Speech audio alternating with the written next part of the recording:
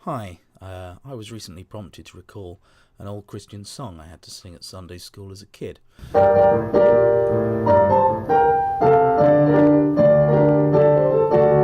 Joshua fought the Battle of Jericho, Jericho, Jericho. Joshua fought the Battle of Jericho, and the walls came tumbling down. Joshua fought the Battle of Jericho and the walls came tumbling down. A jolly, triumphal Christian tune celebrating, well, so far as the kids singing it are concerned, a wonderful godly miracle and something to get excited about.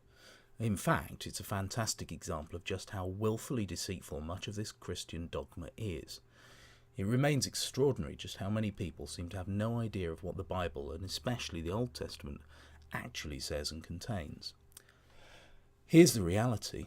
The Battle of Jericho, according to the Bible, was all about a bunch of people who believed they were entitled to a certain area of land because one of their number convinced them that God said so.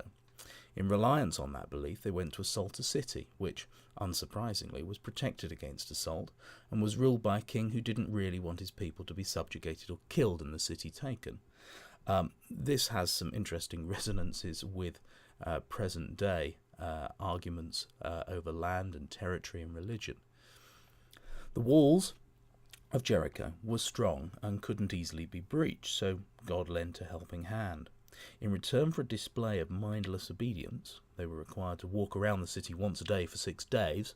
God used his magic powers to cause the walls to collapse when Joshua and his pals shouted and blew their horns. Down the wall of Jericho, shout down, bring down the walls, lift your horns and blow.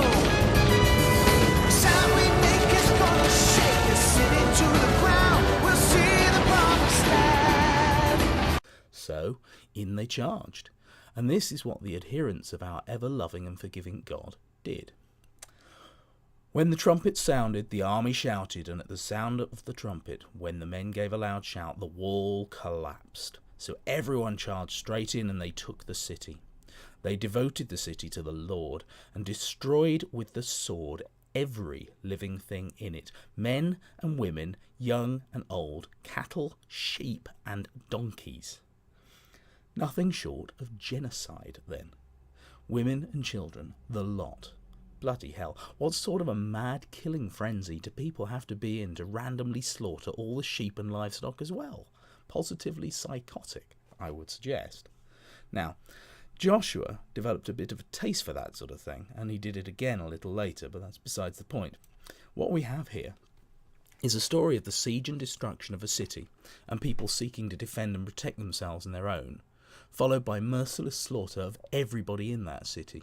This is then held up as an example of the glory and power of God and the importance of obedience to what God asks. Then we have children sitting around in Sunday schools and so on, singing about it as if this were a good thing. Imagine for a moment the reactions of the US conservative Christian right, or if you're in the UK, the Daily Mail and its readers. Imagine the reaction to a story about Muslim children learning songs at schools celebrating genocide and slaughter in the name of territorial gain and perceived entitlement to land on the basis of what a holy book told them was right. We'd say it was evil and part of the path to radicalization and jihadist ideals.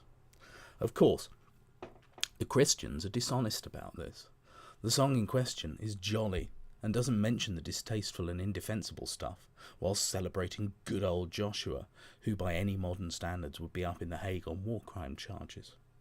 From a young age, our children are being indoctrinated and fed gross distortions of biblical stories.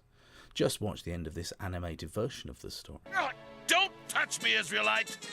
How dare you treat me this way? Why, I'm the king! You were the king. When I said God promised us this land, you laughed and called me a fool.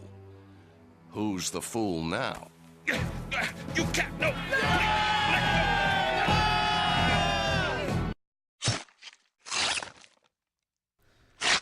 Very different, you can see, to what the Bible says about it. So why does this stuff matter? For me, it matters because it's dishonest and cynical. People ought to know, in my view, just what this religion is really based upon. And it also matters because the people who are quite knowingly cherry-picking how these stories are told are equally ready to rely on verbatim passages from the same book to support their own prejudices and bigotry. The condemnation of homosexuality on the strength of very short parts of the Bible being a prime example, as is the continued subjugation of women by all the main churches. There's a deeper point too, in my view, which strikes at the heart of the Christian religion. These distortions are seemingly the result of one of two possible foundations. One, these Christians know that their book is really about some pretty awful things and attitudes, and they're hiding it in sinister fashion.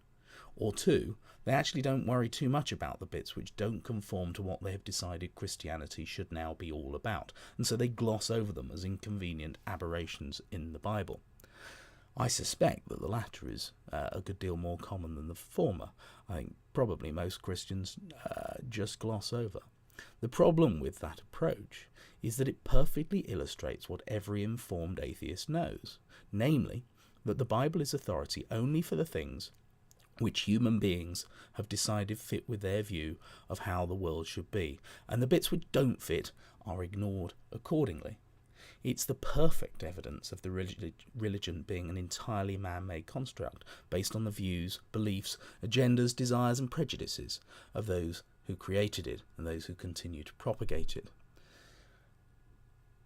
Once one takes that into account and sees that agenda, well, we can understand, I think, precisely why the dishonesty is applied in the way it is. We wouldn't want our children, would we, learning about precisely why these things are illogical and don't make any sense, not until you've had the chance to indoctrinate them and embed those beliefs first.